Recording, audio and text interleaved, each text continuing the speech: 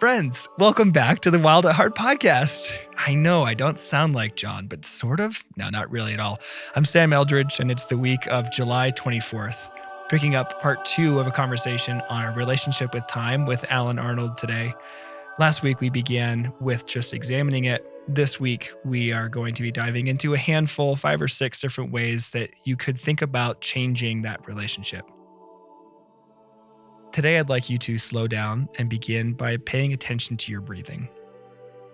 I'm not going to guide you beyond that, but pay attention. How are you exhaling? How long are you holding? How long are you inhaling? Is it fast? Is it slow? As we begin this podcast and look to be rooted in the Holy Spirit, I would encourage you to exhale your freneticism. Inhale peace. Exhale stress in your to-do lists. Inhale assurance. Exhale your to-do list, your grief for a moment. Inhale that you are enough, that you have access. And for a moment, let's give it all over to Jesus.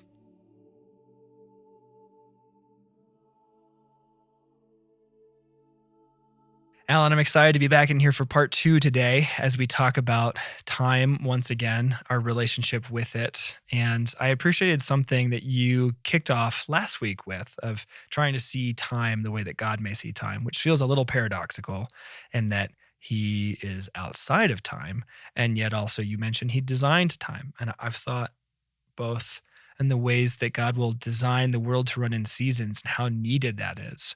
And also how at the same time you can be detached and not ruled by them. It's this both and piece that feels really contradictory and somewhat a little bit like Chesterton's Orthodoxy, where he talks about that the faith is all about paradoxes. And this would be maybe a seeming one of them.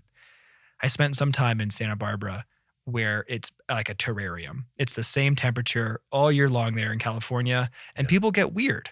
Well, they do. I got weird. It was like 72 and sunny all the time. I needed seasons. And I am totally affected by the seasons. I get seasonal affective disorder when it's rainy and cold and cloudy, and I get depressed. And it's back to that. I also need to exist outside of the seasons. I need that rhythm. Yes. And I was struck by that as we're beginning again today with some tools, that there are some seeming paradoxes to the ways we need to live and be present. And I'm excited to be handing folks some tools today. Me too. And yeah, I think that beginning step of God, show me how you view time, because he created us in time to live in time. And, you know, there's the passage in Ecclesiastes where it talks about that there's a time for everything, a time to live, a time to grieve, a time to celebrate. And so God clearly wants us to understand time in a way that has rhythms, like you said, Sam, seasons. And while Ecclesiastes has, you know, in chapter 3, that passage, we go further back to the original intent, because by Ecclesiastes, there was already this sense of despair of having left Eden in the garden, and things have taken this turn where people were exhausted and trying to find meaning. And the book of Ecclesiastes can be a bit of a downer. You know, it's not the overall. most uplifting book. Right. But yeah. But if we go from Ecclesiastes all the way back into Genesis and into Eden, well, in the garden with Adam and Eve, there never seemed to be a scarcity of time. We don't have any hint of Adam and Eve feeling late or behind or scarcity. We see instead them walking with God in the cool of the day in the garden. And there seems to be a spaciousness and a lavishness of not just, you know, the vegetation and of the beauty around them in nature, but also an abundance and a beauty of just time. There's a lavishness of time. And so how do we go back to the original way we were supposed to interact with God and others in what I think was a spaciousness of time. And that gets me to kind of I would say the first point is let our assumptions go of how time works, how little there is, how there's too much, too little, any of those views, and just go, God, give me your vantage point of time. Because if we look at Jesus in Scripture, he never seemed to be in a hurry, Mm, and yet, look at all that he was able to do in just the 3 years of his earthly ministry. And there's this passage at the very end of John, which I love, where in John 21:25 it says, Jesus did many other things as well. If every one of them were written down, I suppose that even the whole world would not have room for the books that would be written. mm, So, as much as we know about what Jesus did, his interactions, his relationships with people, like the world couldn't hold all the books that were written of things we didn't know, haven't mm, been told yet, that hopefully in the coming kingdom we'll get to discover. So Jesus did a lot, accomplished more than any other human, and yet he never seemed to be in a hurry. He always had time for those around him and always seemed to be at peace in a situation that would create chaos for others. mhm, And so that interpretation, Sam, I think is our starting point, is not that we have to figure it out how God sees time, but just to ask him, God, give me your interpretation of time. And a good friend of mine who's in the kingdom now, John Moorhead, one time when we were having a conversation and I was telling him how overwhelmed I was and just couldn't get it all done, he just looked at me, and he wasn't trying to give me a quote that I hung on to for the rest of my life, but he did with his answer. And he said, Alan, hurry is an agreement with a lie that God expects more of us than we can do in a day. And he just kind of said it matter of factly and let it sit. And Sam, that was such a revealing, exposing moment for me, because I thought, no, like hurry isn't an agreement or a way that I've just come to see my life. Like hurry is the only possible way I can survive mm, because there's not enough time. But if it's true what he's saying, hurry is an agreement with a lie that God expects more of me than I can do in a day. Well, that's super helpful and hopeful, because kind of getting to the second thing I would say quickly is that if our relationship with time is based on a lie, well then we can change it. mm, And we don't have to hurry through things from a scarcity mindset or from an orphan mindset. We can actually start to see an abundance in our day and how we have just enough time to do all we need to do that God desires for us to do that day. mhm, And so I guess to me, those I would offer the first two steps is, God, how do you see time? Give me your interpretation. And then once I have that, how can I break the agreements that I've made about how time works and how there's too little or too much of it? yeah. Yeah, I love that. It does seem to be striking a chord with that paradoxical type truth piece again of like living in eternity, but also rooted in seasons. Jesus is never in a hurry, and yet he also gets things done. There's this, I have, wait, if it's actually an agreement and a lie, then I can change it. But it felt like there was this tenable truth like gravity, like it Yeah. just is a thing. I love the nature of that. Yeah, I think for me, just bouncing off of some of the conversation from last week, I'm really motivated by examining beyond the symptoms. So if you are anxious or grieving, or if you are feeling like there's not enough or there's too much, like that all to me is that symptom that I want you to work backwards from and be curious about it. Like be curious if that's actually is that actually true? That's one of the tools that we ask people. Um, is that true 100% of the time that you're actually just locked into this trajectory, this narrative, like that's just what's going to happen. And if it's not, that might actually be very refreshing. I would argue that most of us have more blind spots than we're aware of. And so if you're operating just by yourself with that assumption and you're not being curious, or you don't have others to use as a soundboard to go, what's your experience of me like? Mm. Am I present? Am I people pleasing? Am I anxious? Am I just grieving, carrying the loss of the past? That could be very helpful in reorienting and again be this doorway into where I'd like you to go. I've been doing a lot of work with a project I'm starting called Noble Workshops that is centered around trying to work through our stories. And that's some of the coaching you mentioned and some of these events and retreats that we're building. Would love for you guys to come check it out. The So how just quickly, how can people check it out Oh, if they want to? yeah, nobleworkshops.com. You can come over to that, and working on a podcast being released in the future. But this idea of these conversations around heart and orientation and examining the water that we're swimming in so that we might actually be the kind of present, wholehearted people that we need the world to be full of and that we'd like to be ourselves. Like that's what Noble Workshops is all about. And one of the tasks I have people do in that workshop is this idea of if you could write yourself a letter to the past or receive one from the past, or write yourself a letter from the future, receive one from the future, what would actually be another one of those tools? So I'll be more specific.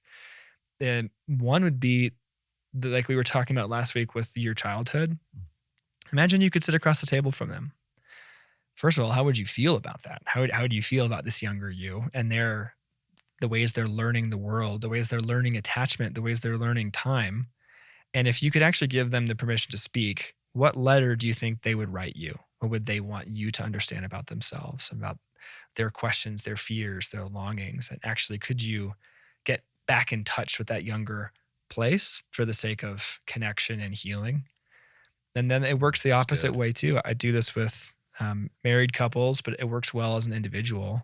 What is the letter that you would love to be able to write yourself from the future or your spouse? And if so, if you're in a couple, this would be a free, like, do this and read it to each other. So, what's the letter I would love to receive from Susie in 10, 20 years? What would she say of me and of our lives that I long for? And that will actually, both of these exercises, the future one, they get access to these places in us of desire and deep longings and the places that really matter that actually our day-to-day interactions are built to keep us from.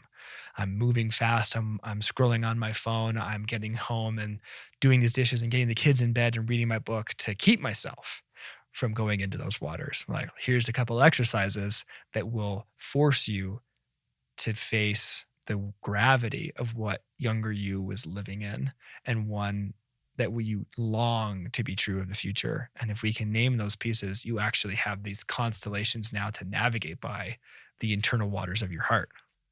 That's so helpful, and it reveals too that we're not stuck permanently in the way we've been doing things. Like it's hopeful to me what you just said, because if we do those exercises and we'll really wholeheartedly go into it, well, change is possible. Like the Yes. person we want to be at the end of our life, we can start becoming today. Right. Yeah. And I'm so motivated by that. Like, you live in the dirt. I live in the dirt. We live in just like the daily rhythms. But when we can gain that little bit of perspective, like give me an inch off of the wrestling mat or take me up into the airplane and give me that 30,000 foot view of, oh, what I actually long for my spouse to say of me or for me to say of me is this man who's X, Y, and Z. For me would be I just feel spacious, that like Sam laughs a lot and that he feels really grounded in the moment, that he holds space for others really, really well, that he loved his family well, that he was there for them more than he wasn't there. I'd begin to actually name what are my genuine back in the dirt goals. Hmm. That up till then, like it's too scary, too vulnerable, too painful, whatever it may be. It's too much of Yeah, something for us yeah. to name.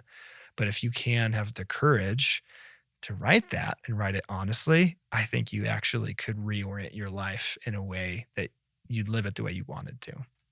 You live it That's huge. grounded and Yeah. connected. And obviously my hope is that you wouldn't write the letter of, I am Solomon from the Old Testament and I'm just living it up. It's like, no, go back and read Ecclesiastes. Like if your letter is a little bit off the rails, then, drop me a line and we can do some work. But Yeah. my assumption is, and most of the people that do this, the letters are profoundly grounding and hopeful and beautiful. They're not superfluous. They're not superficial. They are orienting. I think that's massive, and I hope people will do that. Um, Another thing, Sam, I think is helpful it's been helpful for me, and I think it will be for listeners, is try to create a culture of spaciousness in your home life. Mm, And everybody listening is at a different stage. So some people, are newlyweds, and some have never been married, and some are empty nesters, and some have young kids, and some, all across the board, I know. But a culture of spaciousness can happen at any one of those stages where, for me right now, my youngest is just graduated high school. And so we're about to be empty nesters. But what we've tried to put into practice the last several years, and right now actively, is like right before the podcast, one of my sons called me and he said, "Hey, Dad, do you have a minute?" And my answer is always 100%, mm, whether it's at midnight and they're living in another state, or whether it's they just have a question and they're at home. The answer is always, "Yeah, I have all the time in the world. mm, What's up?" And I always want them to see me that way. When I call my dad, he has all the time in the world for me. I don't have to talk fast. I don't have to call him back. I don't get the answering, his answering message. I get him. mm, And so that's part of it. But another part of it is we don't overbook our family life. And this was even happening when they were in high school. It's you don't, so many parents want to keep their kids busy all the time. And so it's, there's sports lessons, and there's summer camp, and there's um, visits and trips and vacations and activities and projects. And, some of that obviously is really good and call something out in our children. But part of it is, I think, this feeling that we have to keep them busy so either they don't get in trouble, or so um, they're not bored. And a lot of times, a lot of the most creative minds will say we have a lack of creativity now in young adults because part of what leads to incredibly creative moments is boredom. mm, And if we don't allow our kids to be bored at times because of constant activity and stimulation, well, they never have the ideas or the imagination development of somebody that's allowed to be bored here and mhm. there. Yeah. Yeah, totally. I think of the idiom we will throw around of idle hands are the devil's workshop, which I am not my brother, so I don't know the roots of that and the epistemology, but that seems to fuel a lot of the couples I know that the parents that they do. They just keep their kids busy because they're afraid that if there's space, they're going to like become drug addicts. There's probably wisdom to not just letting your kids lie around all the time, and yet your piece of creativity. I think of the expression of the special forces, one of them anyway, which is that slow is smooth and smooth is fast. Why is it? Once again, paradoxically, this would be another element that I would maybe just echo the thing you were saying, Alan, of the spaciousness. You actually end up accomplishing more, having that creativity, having even that productivity, creativity and productivity. Ugh, I hope I said the two different words. Um, when you have given yourself some space. So why is it that the people who actually Sabbath have a much more efficient work week?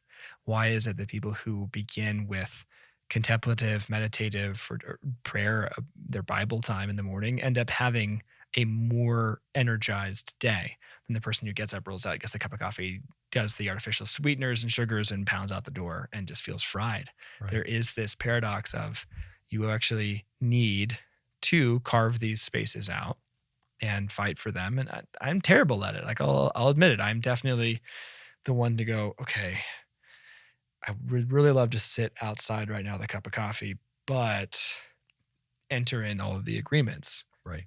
And that would be the piece too. Like you do need to address those pieces. You do need to address those core beliefs.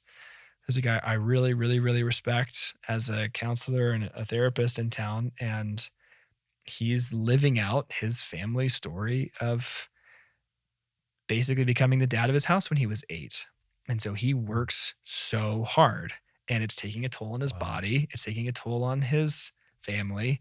And Alan, after 20 years of boot camps, I think the phrase I heard the most was this one. Out of all of the wounds, out of all of the abuse and the trauma and the stories, this phrase over and over and over again, more than any other. My dad gave us everything but him. Yeah.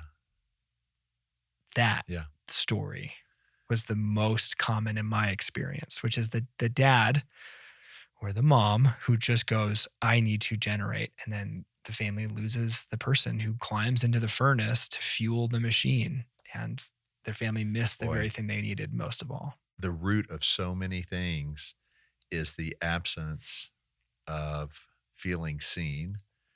And the absence of feeling seen is presence, Mm-hmm. and the lack of presence and the time component in that of I Mm-hmm. don't have time because something else is a better use of time. Right.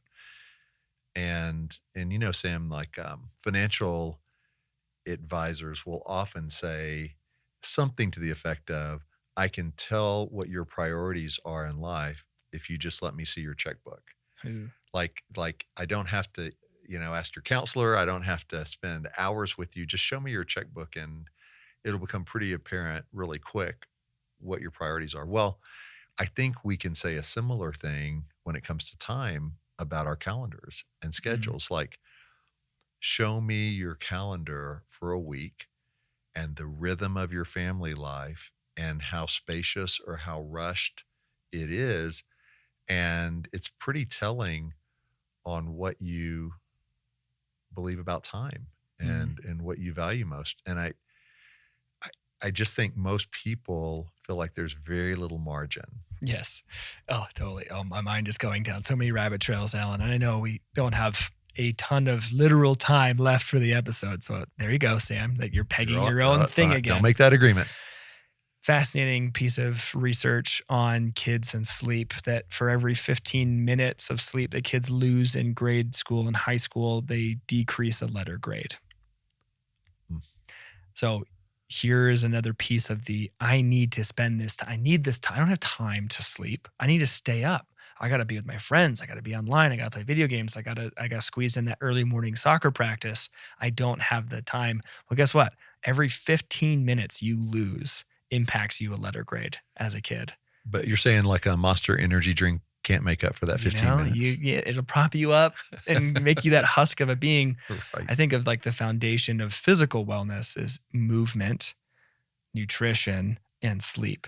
So for me, like there's this paradoxical, are you actually taking the time to go for that walk, that run? Are you actually making sure you get to bed at a decent time? Are you carving out your schedule where you're not staying up super late and getting up super early? You're not becoming the David Goggins of I get 4 hours of sleep and I got to go crush the world. Look at the fruit of the thing. That's a litmus test that Jesus gave us that we use all the time on here. Like, what is the fruit of that behavior? Yeah. Like, you are running yourself into the ground. So a few weeks ago, you were telling me in passing just the importance of sleep and how, a lot of counseling sessions, like for trying to help somebody be more well, could begin with getting a good night's sleep. Yeah, absolutely. The foundation of you have to acknowledge, we'll ground this in the podcast of like, you are a body and a mind and a spirit. Like you are at least those 3 dimensions. And so if you think that your interaction with time is limited to one of those, I mean, there's a whole rabbit trail we could have chased and just go, how does time affect your spirit that feels like you are moving through spaces not by the clock? How about your mind, where you are thinking about the past, thinking about the future, not living in the present? Well, guess what? Your body, if you are not sleeping, that's the number one indicator that your mental health is going to go down. How about this? Exercise and movement is 50% more effective than counseling and drugs. And so I've 50%. 50% more effective. So I've had clients cancel on me because they want to go for a bike ride. And I'm like, you are depressed. Every time you want to go for a bike ride, you cancel on me because that's going to be better than us sitting and talking, though that is an effective piece. And I want that in your life as well. I'd go, it may feel inefficient for you to use your time this way. Guess what? You have to, if you want to be grounded and whole and well, like you do. You need to go for that walk with your wife and hold hands instead of doing your budget, because once again, paradoxically, that will actually be a better use of time and make you more in the moment and more healthy when you come back from that walk. Well, and side note, I can't find anywhere in the scriptures where we are told that efficiency is the goal. Like any story from the Old Testament, Oof. God never seems to be focused on that person's efficiency. It's about that person's transformation.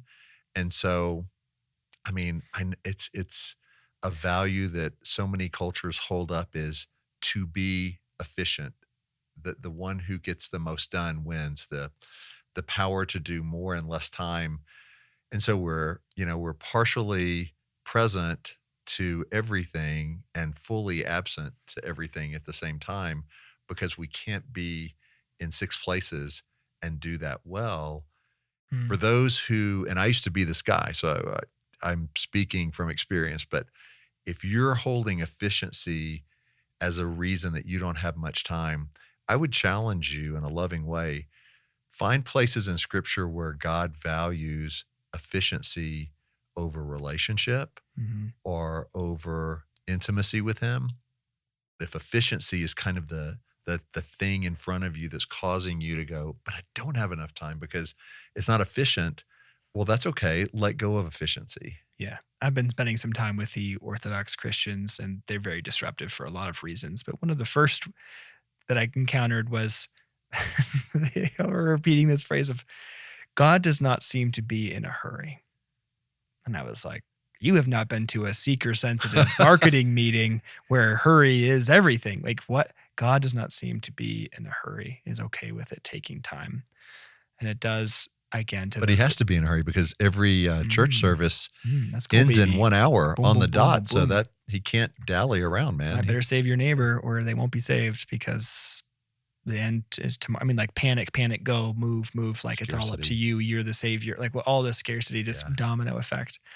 There's this phrase, I may have mentioned it before in this podcast, but for those of you that are feeling that like time pressure, or that like it's too late for me, because I meet with a lot of people who are later on in life, and there's this experience of, you don't understand, I have decades behind me to indicate that everything is too late.